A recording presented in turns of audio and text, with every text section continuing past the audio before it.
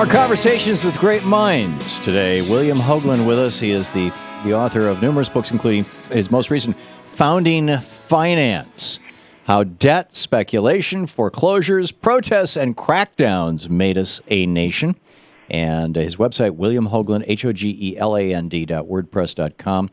And first of all, William, before we pick up some phone calls here, are there any major points about your book or about the founding and the finance of this country that you feel it really important to make or to share with our listeners and viewers before we move forward? Thanks for asking that. We just, before break, you brought something up that I wanted to emphasize, which is you mentioned, the foreign debt of the founding period, the foreign right money we owed to France and other countries. Exactly. I mean, and this is what we always talk about. I think many students of casual readers of founding history know quite a lot about the fact, John Adams going over to Holland and negotiating and all that sort of stuff. Right. But what we tend not to talk about is the domestic debt. The domestic debt was much bigger and far more important to the struggles that went on among Americans, which are the ones that are relevant to us today, than the foreign debt. Are you talking about private or public debt? I'm talking about both, actually. I'm talking about the investing class's investment in the public debt, which is what Hamilton and his mentors and friends wanted to encourage. Right. The bonded debt of the United States, to create a bond-holding class that was government-connected. I'm also talking about private debt because those same lenders, those same investors, were part of an early American lending industry that was, had terms that were quite difficult to deal with, and because they had the only access to actual hard, cold cash, because money then back then was gold and silver, not real money, was not paper, were in a position to make extremely onerous loans, and the tax resistance piece of the story we know about, but what we don't know about is the debt resistance piece of the story that went on for years among ordinary people. And so that's one thing I'd really like to bring out is, can we stop talking for a change about the foreign debt, the founding foreign debt, and start talking about the founding domestic debt, because I think it has immense on both the public and the private side, and I'm really glad you mentioned that. That's, I think, something we could learn something from, or at least bounce off in our most strident debates today. If Hamilton wanted us to have a public debt so that there would be a public debt holding class, that people would feel invested in their country because they owned some of the debt of the country, doesn't that kind of fly in the face of this whole balanced budget, let's put it in the Constitution fad? Yeah, it totally flies in the face of that. The idea that the founders wanted to have, if you take the Grover Norquist, currently embattled, but we don't know what's going to happen, Grover Norquist's point of view, right. It's as if it were a piece of constitutional writ that the debt of the United States should be, whatever Norquist thinks is the appropriate percentage of GDP. Right.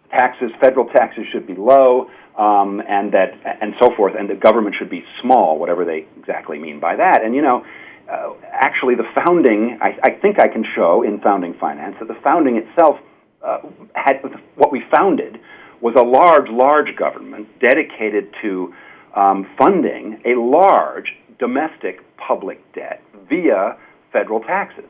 And so they call themselves constitutional conservatives, but they're not constitutional conservatives. I mean, if anything, I think of the Grover anti-tax attitude toward public debt as being a kind of rearguard effort at anti-federalism. And the anti-federalists, we should know, lost.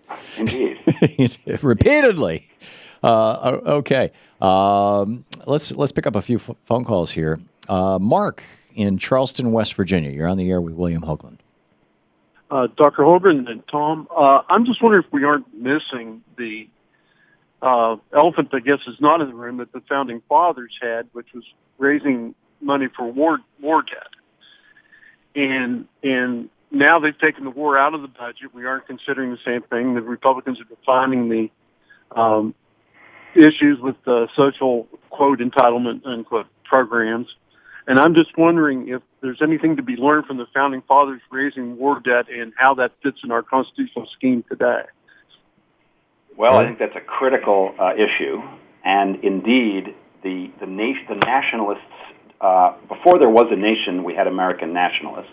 The young Hamilton, the young Madison, their mentor, Robert Morris, the superintendent of finance. And the debt we're talking about, the domestic debt that I'm so interested in, was indeed a war debt. These were war bonds, basically.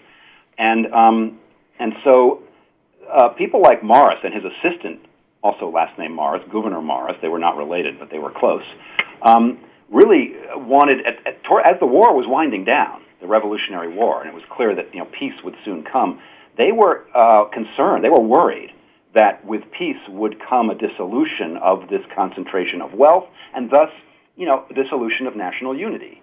And so actually, Gouverneur Morris, there's a document in which he actually wrote to Washington suggesting that the war be somewhat artificially extended in order to support the war debt. And so this question of whether the debt supports the war or whether war supports a concentration of wealth was with us from day one. I don't think we've resolved it yet. And what were the parties to that? I mean, what were the arguments for and against? For and against, well, I mean, certain kinds of, Madison was not one of them at the time, but certain kinds of, there was a Southern sensibility, a Virginia sensibility that had a horror of debt, and saw a public debt as always tending to increase power in the executive, and war, of course, always having a power to increasing power in the executive. Right, the famous Madison quote of. Yeah, exactly. Yes. Although at the time, during the war, I think Madison held those views too, but he believed firmly that we needed to have more of a nation and less of a confederacy. And he worked very closely with Robert Morris, whom many of his fellow Virginians excoriated. But Madison defended Morris and worked very closely with him to find powers in the Congress before there was a nation, to find powers in war to collect direct federal taxes in support not of soldiers in the field, another thing I'd like to emphasize that I discuss in the book, not in support of soldiers in the field, but in support of the war debt investors. Fascinating. Debbie in Weston, Colorado, you are on the air with William Hogeland. Hi. I hope I can word my question as I want to, because I would like to know the answer. This goes back to discussing about people going back to the authority of the Constitution and that kind of thing. And I'm wondering, doesn't it take a great deal of spiritual and moral maturity to get to the point where you don't need to go have some kind of a constitution or Bible or something that you can hold to, So how do you discuss the things in any kind of without getting in the loggerheads, with any kind of maturity with someone who cannot see that you can evolve in your thinking? Yeah, I guess, am I making sense? I would like to know the answer to this so that I can learn to talk with people. Well, I'd like to know the answer, too. You're making complete sense to me. This is one of my issues. I mean, one of the things I'm trying to I tell these stories, but I'm trying to, sort of come to some sort of conclusion that I haven't really come to yet, which has to do exactly with your question. Yes, we need a constitution, and we need to do things that are not unconstitutional, and we're always going to argue, naturally, because what's not unconstitutional or what is constitutional will always require interpretation. But that's different from treating it as holy writ. Yes, I think we would have to achieve a kind of maturity to be able to cease relying on some fantasy that we have about the sort of the holy writ nature of that Constitution, and engage in honest disagreement about what we might or might not want to do with the mechanisms the founders gave us. And I think this is where we're at right now. I mean, I say in the book, the comment is so germane to the book, because I say somewhere in the book something to the effect of, all we'd have to do is grow up. But of course, saying all we'd have to do is grow up, it's not an all thing. It's like, sometimes it doesn't look much like we're going to. And so I'm sort of struggling, and I struggle in the book with these very questions. Yeah, welcome to the wonderful world of human nature. Bill in Clifton, New Jersey, listening on WWRL out of New York City. You're on the air with William Hogeland. Yeah, hi.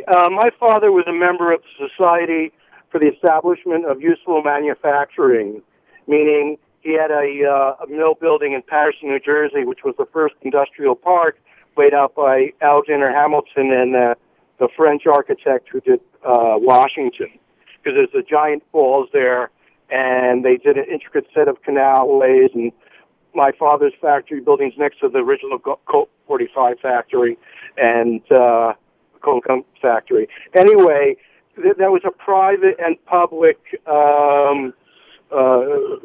enterprise that happened, and it seemed to have worked out really well. But where do you draw the line, when it comes to a good relationship and, corruption or profiteering, whatever, between industry and government? And we have just a few seconds before the break here, William Hogeland. You can start on that, and we can pick it up on the other side of the break. Okay, well, it's actually fascinating. Yes, that town in Patterson was a kind of a model town of Hamilton's to try to create something like a public-private partnership for creating an industrial factory town very early on, and it was visionary in that sense. And there were no doubt many admirable things about that vision. On the other hand, it's just going to be my way sometimes to emphasize the darker side. Okay. Well, let's get into that when we come back from the break. We're going to take a 4-minute break here, and we'll be back with William Hogeland. His new book, Founding Finance, just out. Check it out. His website, William Hogeland, HOGELAND.wordpress.com. You're listening to the Thom Hartmann Program. Our conversation is the Great Mind Conversation with William Hogeland.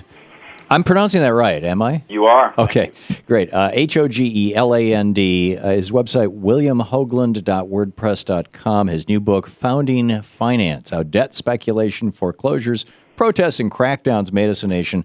The question that we had just before the break had to do with public-private partnerships, how Alexander Hamilton was an advocate of them, how there was this area in New Jersey that was essentially created as one, which has a lot of resonance in today's debate about infrastructure.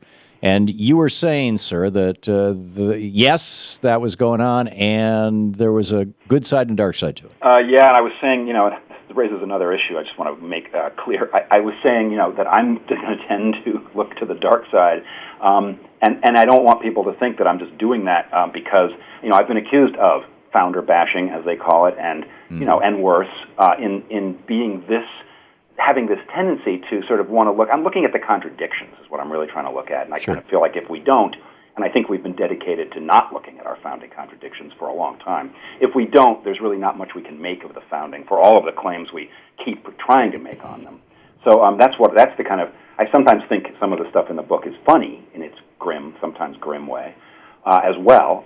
But yeah, Hamilton, that very project of his at the Passaic Falls that the caller was referring to was a fascinating project, and it kind of predates some of Henry Ford's ideas by many, many years. And part of what it was about, and this makes a lot of sense, Hamilton had cogent reasons for doing these things. He was a genius of this sort of thing, was to, again, try to concentrate the labor of the country, to try to take it off. It was diffused. Labor was diffused on family farms and small farms. And he was interested in innovation and in big business and big industry. And he was probably right that manufacturing was the future of the country as a nation. He looked ahead to the future. The ways he tried to bring those things about were often intensely regressive, including the excise tax on whiskey, which he brought in as part of his finance plan, which led right straight to the Whiskey Rebellion. It did, and he described it as sort of a luxury tax. Deliberately, he knew all about how that tax actually worked on real people. Right. And the town at the Passaic, again, a fascinating example. It's not like I'm trying to say in founding finance or anywhere else that these things are inherently in themselves evil. It's just that they come with various prices that we tend not to want to look at now, and that's what I'm trying to sort of shine a light on.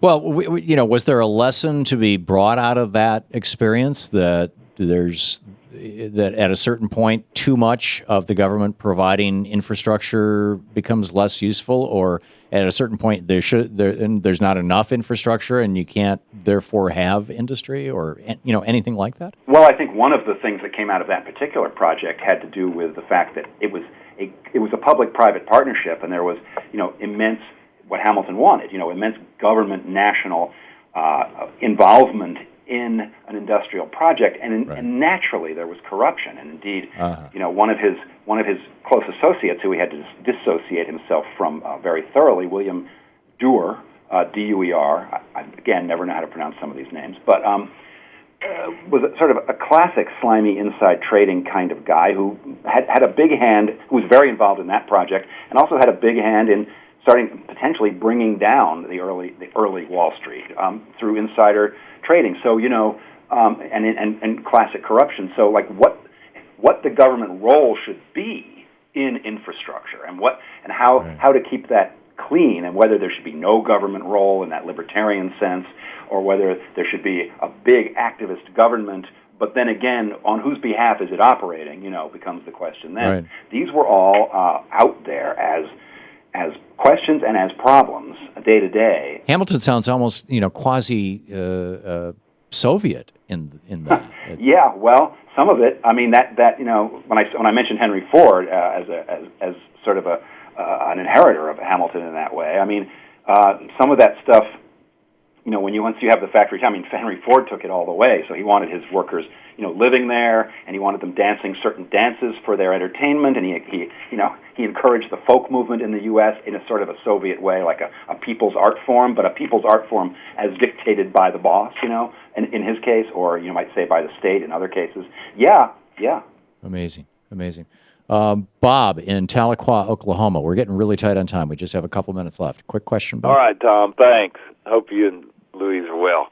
Thank you. Hey, I just want to say there's a difference. The lady that was calling earlier, she was saying, how do we have this conversation? There's so much ambiguity, and I think the ambiguity is produced by, this sort of thing, which there's a difference between belief and reality. There's things that matter, and then there's things that you want to matter, wish that mattered, and we got to get that straight with natural Can you turn that into a specific question for Mr. Hogeland? Economy back, and I think that's just the point I want to make. Oh, okay, all right. William Hogeland, the idealization of the founding versus the reality. Well, and this is where I work and where I run into trouble and I get into conflicts, and sometimes it seems like I'm pushing things that are too dark. I feel like reality doesn't have to be dark. But the more we think it's too dark to deal with, the more we push it away, and then we're emphasizing things that ultimately become false. And so this is a struggle. It's not necessarily like, well, I know all this stuff and everyone else should know it too. It's something I'm struggling with, and I'm trying to bring I do a lot of first person in the book, not about my own life, but about, here's how I come down on this, as I try to lay it out in an honest way. And so, yeah, I think the caller's point is right, but how we do that, I think, is something that's just got to be ongoing. Yeah, even the idea of an objective reality, particularly an objective historical reality. Reality, yeah, is something of an oxymoron, I suppose. It's a remarkable perspective. It is an enormous work. Founding Finance, the book, the subtitle: How Debt, Speculation, Foreclosures, Protests, and Crackdowns Made Us a Nation. William Hogeland, the author. His website, WilliamHogeland, HOGELAND.wordpress.com, and of course the book available through all the normal sources. Sir, thank you very much for joining us today. Tom, this has been great. It's been great talking with you. I very much appreciate it.